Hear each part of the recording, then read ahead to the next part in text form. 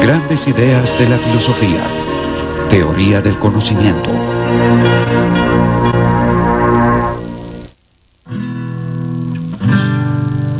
Detente por un momento y piensa en algo que para ti sea cierto, un hecho indiscutible. Por ejemplo, que la lluvia cae del cielo, el nombre de tu madre, que los cisnes son aves, o que Dios existe. Luego piensa, ¿cómo llegué a conocer estos hechos? ¿Dependo de mis sentidos para confirmar que algo sea cierto? ¿Son estos absolutamente confiables? ¿Dependí de alguien más para obtener esta información? En tal caso, ¿cómo obtuvo la información esa persona? Pregúntate a ti mismo, ¿qué significa realmente saber algo? ¿Cómo puedo saber que lo sé? ¿Cuándo puedo estar completamente seguro de que mis creencias sobre el mundo están bien justificadas? ¿Es lo mismo ver que creer?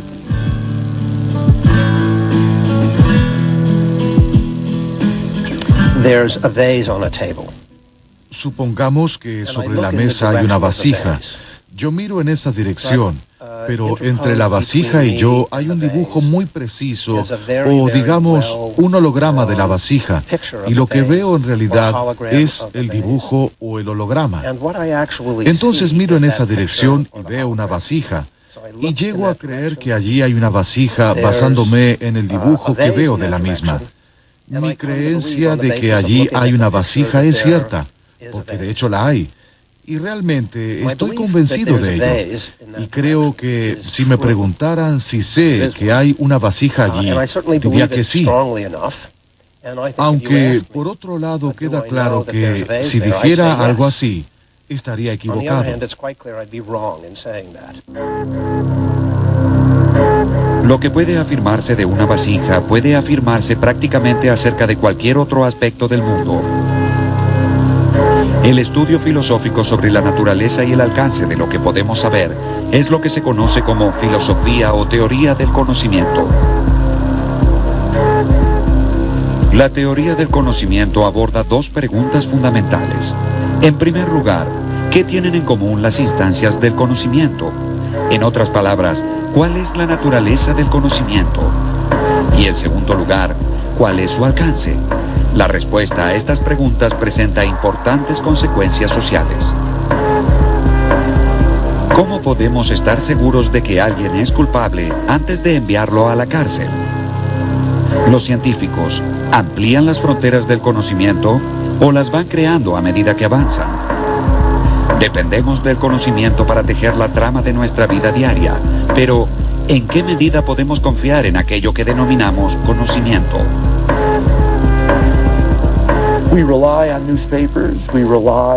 Dependemos de los periódicos, dependemos de la Internet, dependemos de todas estas cosas. Pero, ¿cómo se organizan y cómo se obtienen las fuentes de información?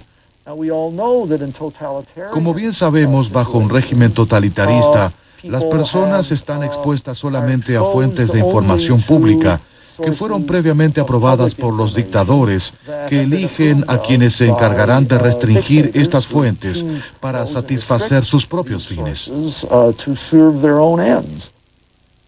La primera pregunta con la que debe enfrentarse la teoría del conocimiento es, ¿qué queremos decir cuando afirmamos que sabemos algo? No creo que sea muy extraño decir que el perro distingue o conoce la voz del amo. Solemos decirlo. Creo que podríamos decir que la puerta automática de una tienda sabe que alguien se acerca y por eso se abre. Creo que hasta podríamos decir que un animal puede saber cuándo ha habido otro animal en el lugar por el sentido del olfato. Por otro lado, podríamos decir que Newton conocía la ley de gravedad. Y una de las preguntas que surge es, ¿Existe algún concepto común del conocimiento que abarque todos estos casos?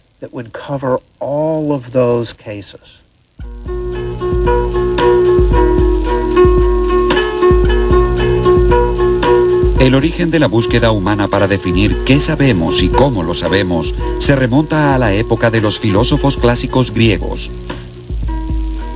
En la República, Platón estudió cómo llevar adelante una buena vida. Y fue esta pregunta aparentemente sencilla la que lo llevó a explorar las bases verdaderas del conocimiento.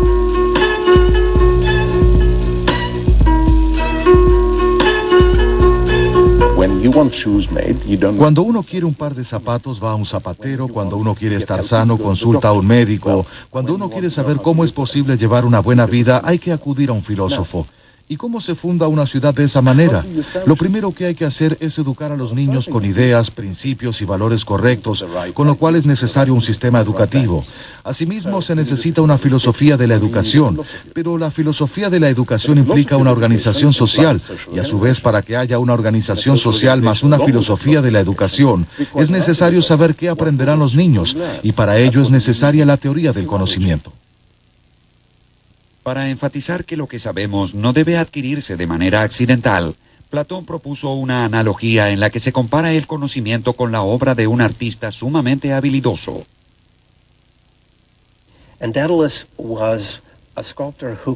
Dédalo era un escultor que podía hacer estatuas semimágicas que se escapaban cuando uno se acercaba a ellas. Y Platón se pregunta lo siguiente: ¿por qué valoramos tanto al conocimiento? ¿Qué es lo que hace que el conocimiento sea tan valorado, incluso mucho más que la opinión o las creencias? ¿Por qué? Y aquí es donde surge la analogía. El conocimiento es una creencia verdadera, afianzada. Deseamos que las estatuas no se escapen, que nuestras creencias no se escapen. Queremos que estén fundadas en algo permanente.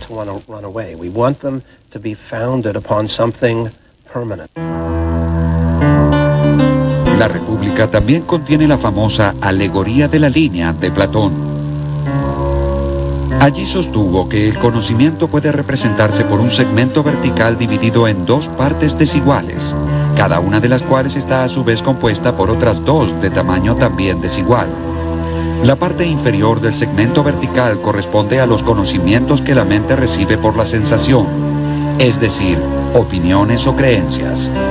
El ámbito de los sentidos se divide nuevamente en la percepción de los objetos visibles de este mundo por un lado y la imagen y el reflejo de dichos objetos por el otro. Como meras copias de lo que existe, las imágenes y las percepciones conforman el nivel más bajo del conocimiento. La parte superior del segmento vertical representa el mundo inteligible, el mundo de lo que Platón denominaba las ideas o las formas, la verdadera esencia de la realidad. A este mundo no se puede acceder a través de los sentidos, sino solamente por medio de la razón.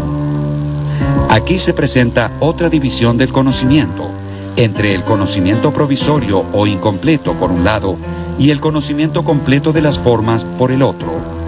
El episteme, conocimiento verdadero, solo puede producirse en el nivel más alto, donde lo verdadero y lo real son una misma cosa.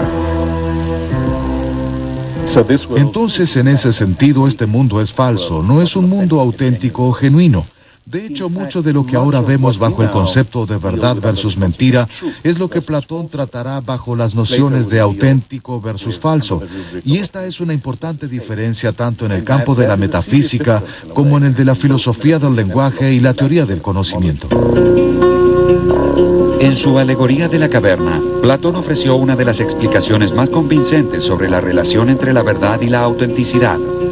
Dijo: imaginemos una caverna en la que hay un grupo de personas atadas de manera tal que no pueden ver qué hay a sus espaldas, es decir, que solo pueden ver la pared del fondo de la caverna.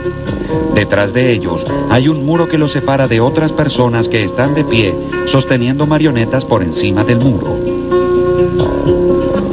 Detrás de estos titiriteros hay un fuego encendido cuya luz se proyecta en la pared del fondo de la caverna. Los prisioneros ven la sombra de los títeres y como es lo único que conocen, piensan que esas sombras son las cosas reales, la esencia del mundo. De hecho, no solo las sombras que ven no son reales, sino que éstas pertenecen a marionetas que tampoco lo son. El presente argumento indica que en el alma de cada uno hay el poder de aprender y el órgano para ello. Y que así como el ojo no puede volverse hacia la luz y dejar las tinieblas si no gira todo el cuerpo, del mismo modo hay que volverse desde lo que deviene con toda el alma, hasta que ella llegue a ser capaz de soportar la contemplación de lo que es, y lo más luminoso de lo que es lo que llamamos el bien.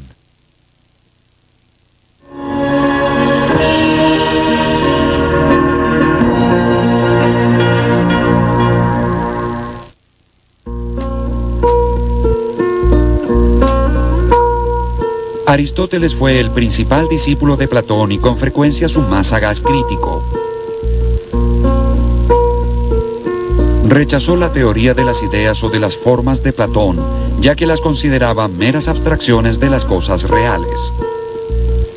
Para Aristóteles, los entes individuales y particulares son la única realidad concreta, y el verdadero conocimiento se obtiene a través de la intuición y la experiencia.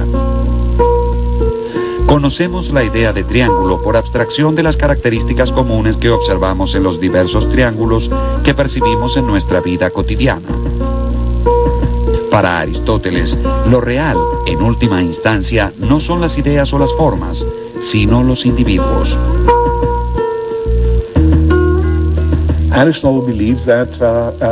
Aristóteles creía que por lo general los seres humanos estaban dotados de la capacidad para comprender el mundo a su alrededor en mayor o menor medida. Algunos, por supuesto, lo hacían mejor que otros, pero mientras que Platón clasificaba a las personas según sus capacidades, Aristóteles consideraba que ello era solamente una cuestión de niveles, más que del tipo de persona que uno es. El conocimiento actual se identifica con su objeto. El conocimiento potencial o posible es anterior temporalmente en el individuo, pero en general no es primero en el tiempo.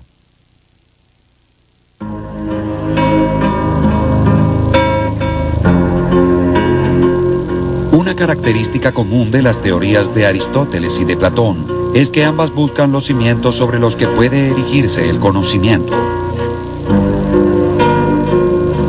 Según ellos, nuestros motivos para creer que algo es verdadero descansan sobre una estructura de creencias básicas que se conocen como proposiciones fundamentales, cuya justificación no deriva de otras proposiciones. A esta posición se la denomina fundacionalismo y su principal desafío, según el filósofo griego Pirrón de Elis, es el siguiente. ¿Cómo podemos saber cuándo hemos dado con los cimientos?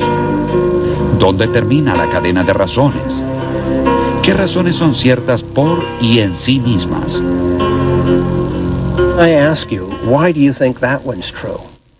Yo te pregunto, ¿por qué piensas que esa proposición es verdadera? Y tú me dices, bueno, no tengo ninguna razón para justificar esa proposición. Y de hecho irás aún más lejos y dirás, no la necesito, ¿no ves que se trata de una proposición fundamental? Y luego el interlocutor puede decir, muy bien, veo que para ti esta proposición es verdadera y no necesitas ninguna razón para ella. Entonces, ¿existe algo en dicha proposición que haga que todas las proposiciones de este tipo sean verdaderas, aunque no haya ninguna razón que las justifique? ¿Algo que nos permita afirmarlas, aunque no tengamos una razón para ello? Es probable que tú digas, bueno, sí, describen mi experiencia sensorial o describen estados mentales a los que tengo acceso, como por ejemplo el dolor. Y lo que un pirroniano hará es preguntarte si tú crees tener acceso infalible a tus estados mentales o a tus sensaciones, y tú podrás responder que sí o que no. Si uno responde que sí, la cadena de razones se detiene. Pero este punto de detención es arbitrario y ya no puede anexarse ningún eslabón subsiguiente. Si uno responde que no, la cadena de razones será ilimitada, en cuyo caso habrá una regresión infinita y su creencia no estará justificada por una proposición fundamental. Si la cadena llegara a cerrarse en forma de círculo, entonces tendríamos un argumento circular. Cualquiera sea el camino elegido, siempre habremos de toparnos con un muro delante. Uno se encuentra atrapado en una regresión, y la posición que sostiene que esto es inevitable es el escepticismo. El problema más crítico acerca del conocimiento es encontrar su razón fundamental. ¿O es que no la tiene?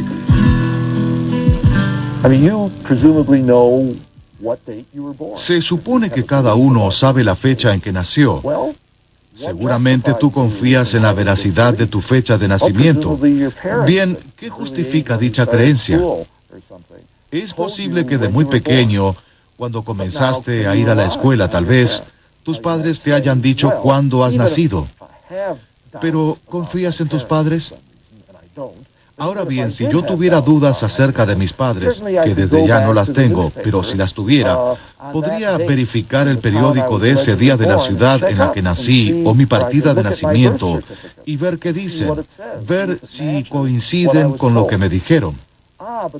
Pero el punto es que aún verificando la partida de nacimiento, uno sigue confiando en otras personas, porque dicha partida fue confeccionada por otras personas, al igual que el periódico.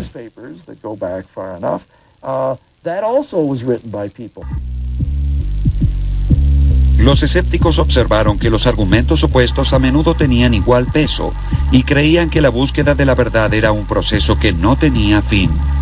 Si bien esta conclusión puede parecer angustiante, en realidad apuntaba a alcanzar cierta tranquilidad mental al suspender el juicio por completo.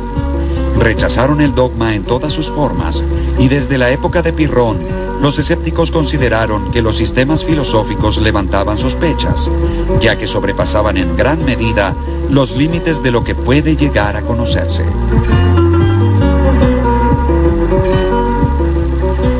El principio fundamental del escepticismo es contraponer a toda proposición otra proposición de igual validez, ya que como consecuencia de ello abandonaremos todo dogma.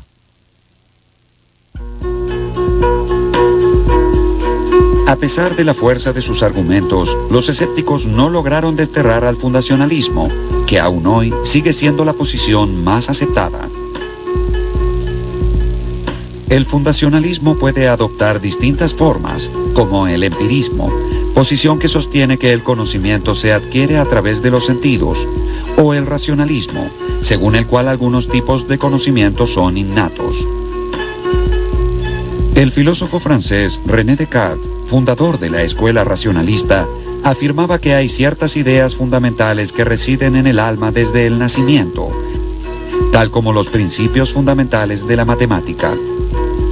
Para Descartes, el mundo comienza con uno mismo.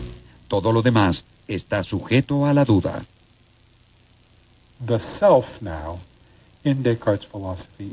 En la filosofía de Descartes, el ser marcará el comienzo de una reconstrucción total del mundo. Desde ya sabemos que se orientará hacia una visión mecanicista del mundo. Descartes creía que todo podía explicarse en términos del tamaño, la forma y el movimiento, y en términos del alma, que es el propio ser, el punto de partida de la reconstrucción. Por supuesto, desde el punto de vista filosófico, esto representó una revolución muy importante, y Descartes tuvo muchos seguidores.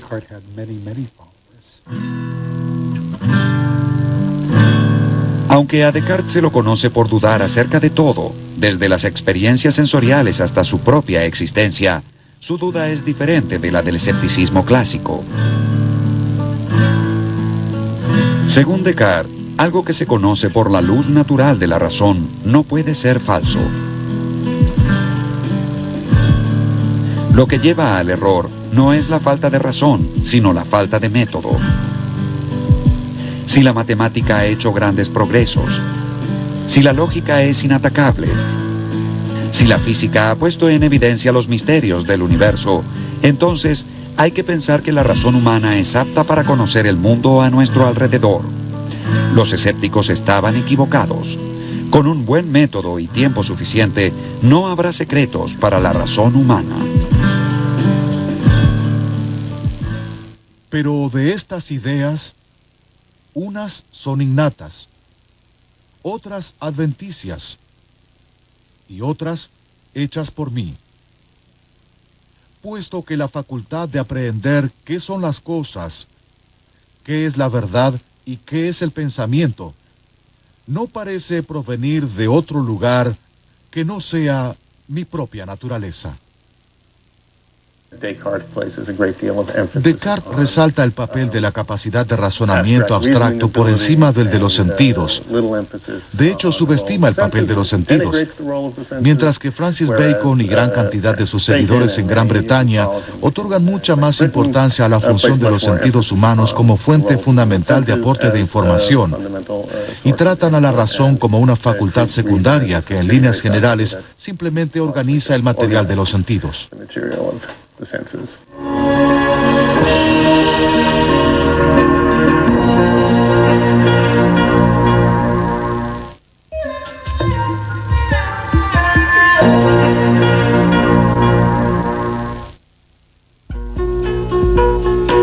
Francis Bacon fue uno de los primeros defensores del empirismo y consideró a los sentidos como los verdaderos cimientos sobre los que habría de erigirse el conocimiento. Los tres empiristas más notables fueron ingleses: John Locke, George Berkeley y David Hume. Si bien sus posiciones eran muy diferentes entre sí, todos coincidían en resaltar la fundamental importancia de la experiencia.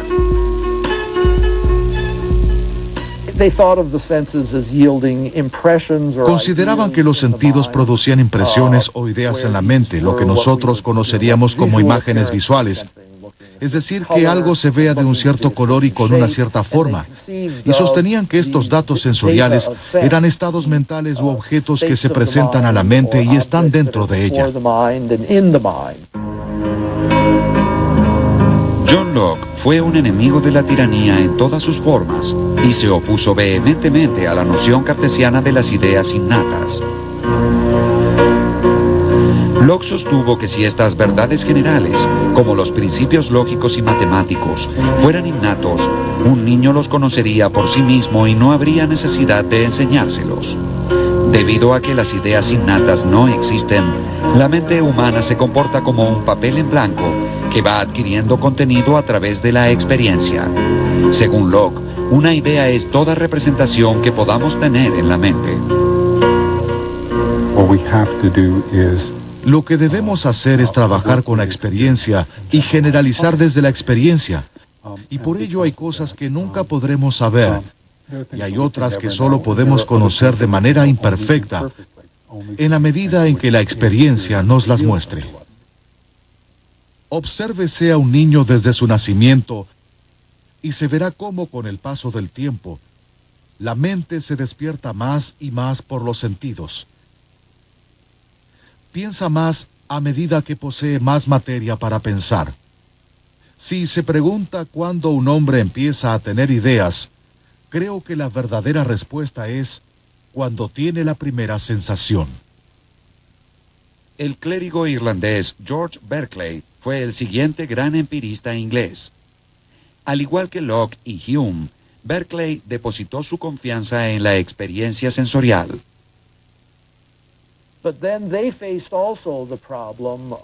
Ciertamente se enfrentaron con el siguiente problema.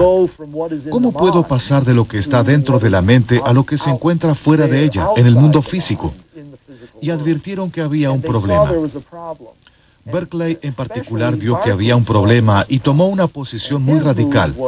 Para él era imposible hacer una inferencia a partir de las ideas dentro de la mente y llegar a algo totalmente diferente a las ideas.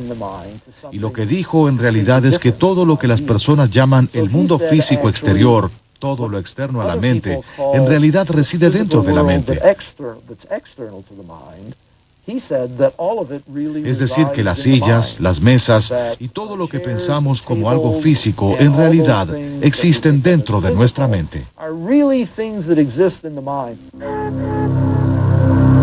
El filósofo escocés David Hume llevó el empirismo a su extremo lógico.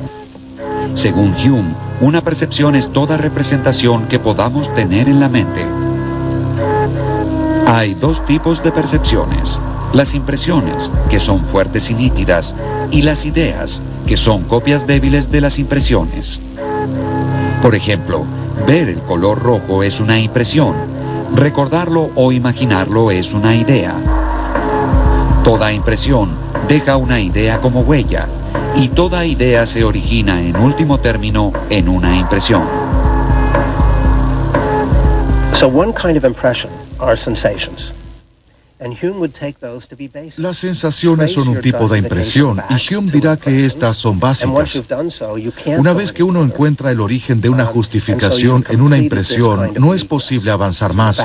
Y entonces se ha completado este tipo de regresión, con lo cual volvemos a la proposición fundamental.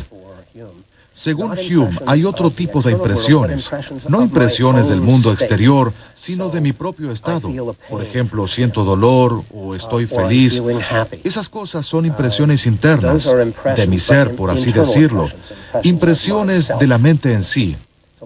Y entonces, nuevamente, es posible encontrar el origen de las justificaciones en impresiones de este tipo.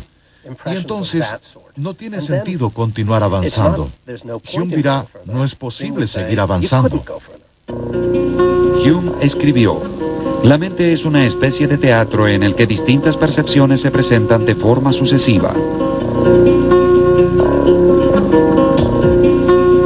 Hume creía que las impresiones pueden ser simples o complejas. Un color, por ejemplo, es una impresión simple, pero un objeto tal como una manzana genera una impresión compleja porque incluye, aparte del color, otras dimensiones de la experiencia, como el tamaño, el gusto y demás. Una idea también puede ser simple o compleja. Muchas ideas complejas no se originan en la experiencia, sino que son el resultado de combinar en nuestra imaginación ideas simples o complejas que sí provienen de la experiencia. Hume llamó asociación a la actividad de relacionar ideas en la mente. La asociación puede ser de tres tipos: por semejanza, por contigüidad y por causalidad. Hablamos de semejanza cuando vemos el retrato de una persona y pensamos en la persona retratada. Decimos contigüidad cuando desde una ventana vemos un techo y suponemos que allí debajo hay una casa. Finalmente, la causalidad se refiere a nuestra expectativa de que ciertos hechos sean siempre seguidos por otros.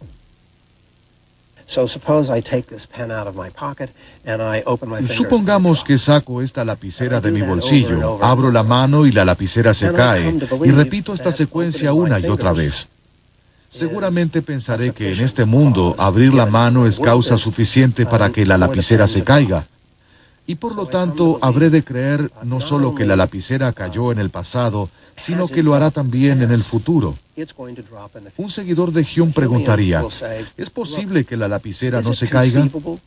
¿Pueden imaginar que la lapicera no se caiga? Yo diría que sí, que puedo imaginar que no se caiga, con lo cual, que la lapicera caiga no es algo a priori. Usted efectivamente prevé que la lapicera va a caerse, pero Hume diría, ¿existe alguna razón para creer que si abro mi mano, la lapicera caerá?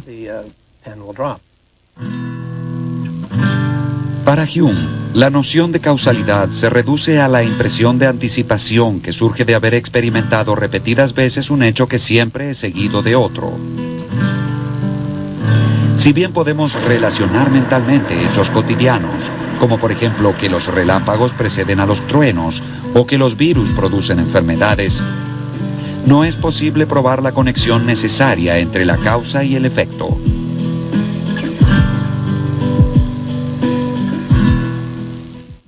Cuando miramos los objetos externos en torno nuestro y examinamos el modo de operar de las causas, nunca podemos descubrir ninguna fuerza o conexión necesaria, ninguna cualidad que vincule el efecto con la causa y haga que el efecto sea una consecuencia inevitable de la causa. Solo encontramos que, de hecho, el uno sigue realmente a la otra. Hume sostenía que si bien podemos anticipar hechos que suceden en una secuencia, no es posible probar la existencia de una conexión necesaria entre ellos. ¿Quiere decir entonces que no es posible relacionar efectos y causas para elaborar teorías sobre el mundo? En ese caso, ¿qué sucede con la ciencia, una de las incursiones más importantes dentro de la teoría del conocimiento? La tarea de conciliar el escepticismo de Hume con la subjetividad de Descartes y de hecho hacer que el mundo sea nuevamente un lugar seguro para el conocimiento fue asumida por el modesto filósofo prusiano Immanuel Kant. Según Kant, todos compartimos ciertas estructuras para comprender el mundo que son reales en cuanto existen dentro del contexto de nuestra mente.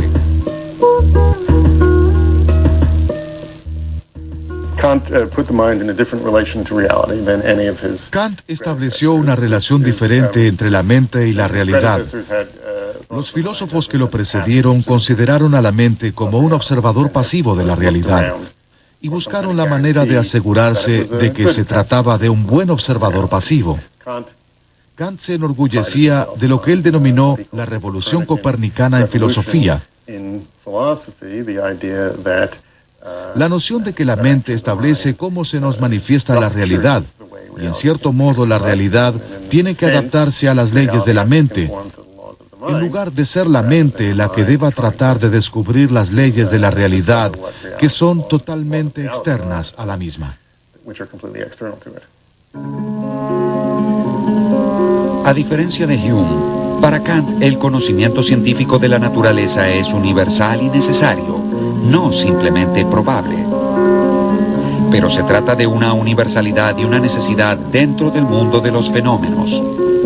No importa si existe o no en el mundo en sí, ya que no podemos conocer más allá de lo que está en nuestra mente.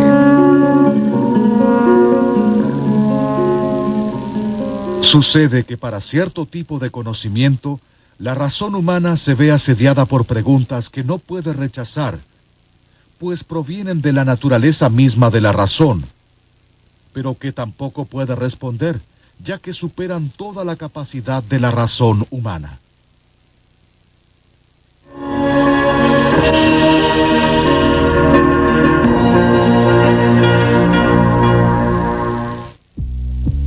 A partir del siglo XX, tuvo lugar una revolución en el campo de la filosofía, a partir de la cual surgió el movimiento que hoy denominamos filosofía analítica.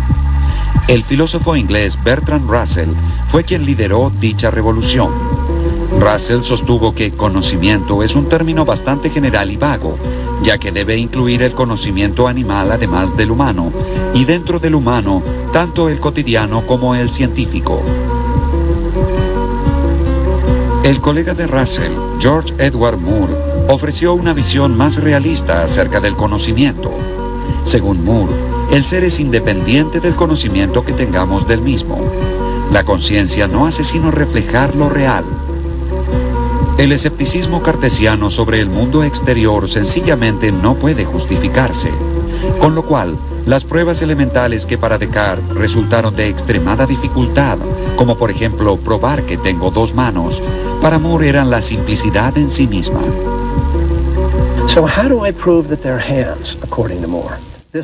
Entonces, ¿cómo haría Moore para probar que tengo dos manos?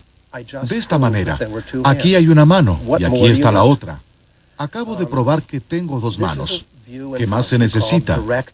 A esta visión filosófica se la conoce como el realismo directo. Es realismo directo en este sentido. Moore piensa que puedo conocer cosas a través de la percepción sin tener la capacidad de comprobarlas. En otras palabras, no necesito siempre un argumento para saber. Es una especie de fundacionalismo que dice, muy bien, tú quieres saber si tengo dos manos. ¿Cómo se hace esto? Abre los ojos y mira. No es necesario dar un argumento para afirmar que tengo dos manos. El filósofo austríaco Ludwig Wittgenstein fue un pionero del análisis riguroso del lenguaje dentro de la filosofía. Intentó transferir el concepto de significado del hecho u objeto representado por las palabras al uso que una comunidad dada otorga a dichas palabras. Como el lenguaje solo adquiere significado al ser utilizado por las personas, cualquier vínculo entre una palabra y un objeto depende de las reglas establecidas por aquellos que emplean esa palabra. Estas reglas definen lo que Wittgenstein denominó juegos de lenguaje. Sostuvo que los que participamos de un mismo juego de lenguaje podemos utilizar "aquí hay una mano" como una proposición fundamental, es decir, una proposición sobre la cual no puede dudarse en circunstancias normales. Wittgenstein y otros filósofos que recibieron su influencia consideraron que las preguntas filosóficas son una cuestión de lenguaje y que los desconciertos filosóficos están relacionados con el hecho de comprender mejor nuestro lenguaje o nuestros juegos de lenguaje, y surgen ya sea porque algo salió mal dentro de nuestro juego de lenguaje o tal vez porque los filósofos comenzaron a darle un mal uso a nuestro lenguaje. La filosofía del sentido común de Moore era una suerte de fundacionalismo, es decir, una posición según la cual las creencias están justificadas en última instancia por creencias irrefutables y fundamentales. El coherentismo rechazó esta visión por completo, sosteniendo que una creencia puede ser considerada como conocimiento cuando es coherente con otras creencias. Según esta corriente, la justificación no es un proceso lineal, sino un conjunto de criterios agrupados para justificar un sistema de creencias. El filósofo estadounidense Willard Van Orman Quine describió esto como la trama de las creencias, una especie de unidad siempre sujeta a revisión. En 1969, Quine escribió un artículo titulado La epistemología naturalizada, en el que propone una visión radicalmente nueva acerca de la teoría del conocimiento.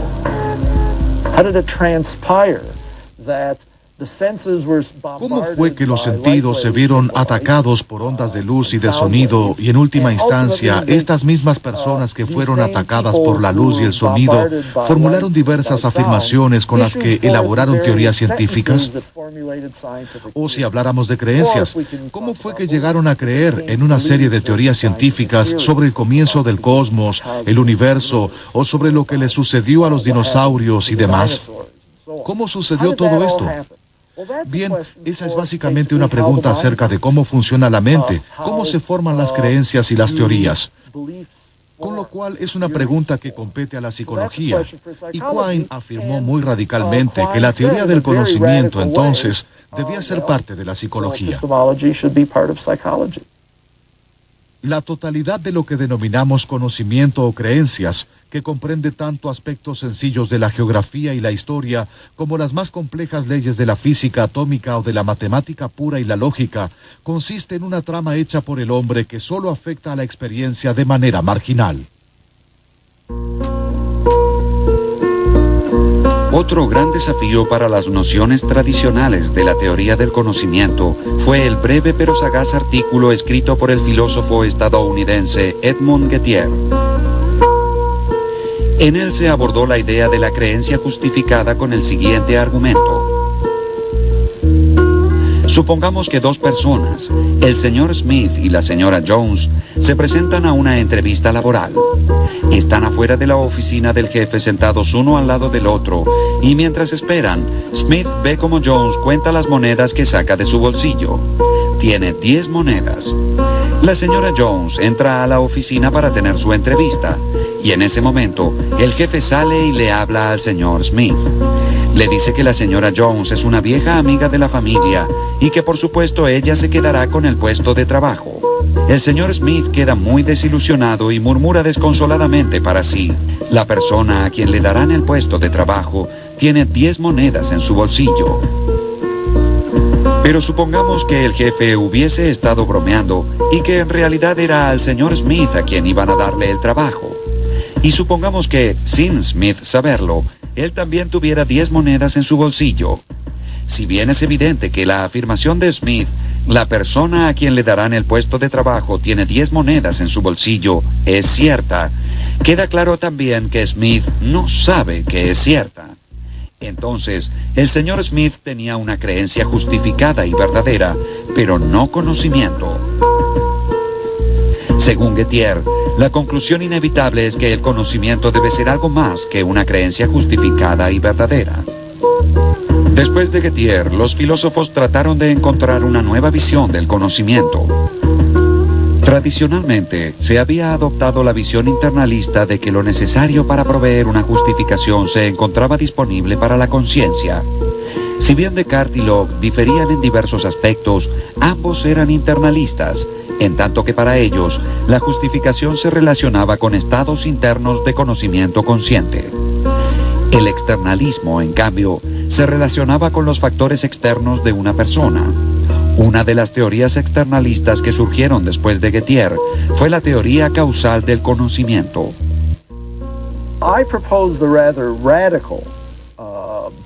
Propuse una solución bastante radical al problema, y no solo para el problema de Gettier.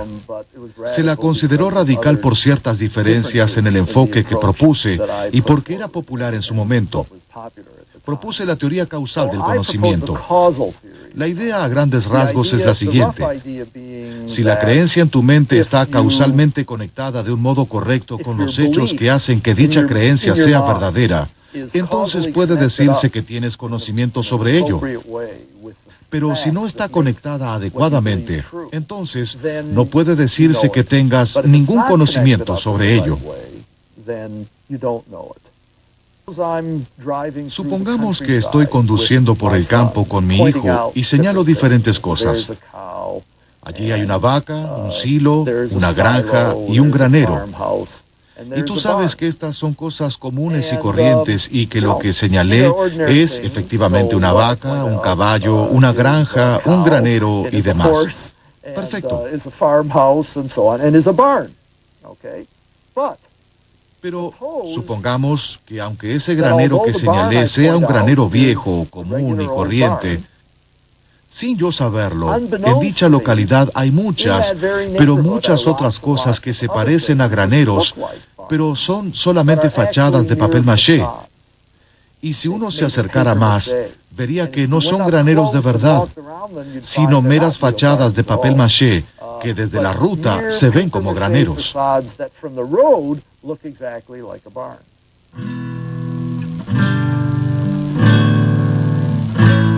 Si lo que vio era en verdad un granero común y corriente, entonces al decir allí hay un granero, estaba diciendo la verdad. Y al no saber que en este distrito sucedía algo peculiar, su creencia estaba justificada. No obstante, en este distrito no es suficiente mirar por la ventana para saber que hay un granero. En estas circunstancias tan especiales, mirar por la ventana es una manera poco confiable para elaborar una creencia sobre los graneros que se ubican en el campo. El fiabilismo sostiene que el conocimiento es una creencia verdadera que está justificada por las circunstancias. Por ejemplo, el señor Smith no sabía que la persona que tenía 10 monedas en su bolsillo obtendría el trabajo, porque su conclusión de relacionar las monedas con el trabajo no era fiable en esas circunstancias. El fiabilismo es una forma de externalismo. Es la forma más importante de externalismo, que sostiene que la fiabilidad de un proceso o método puede contribuir a su justificación, confiriéndole autoridad aunque no se sepa que es fiable, mientras que otras personas dirán que si uno no sabe que es fiable, entonces no puede ser relevante. Tal vez no exista otra área dentro de la filosofía que haya logrado inspirar tanta imaginación creativa como la búsqueda de una explicación para el conocimiento.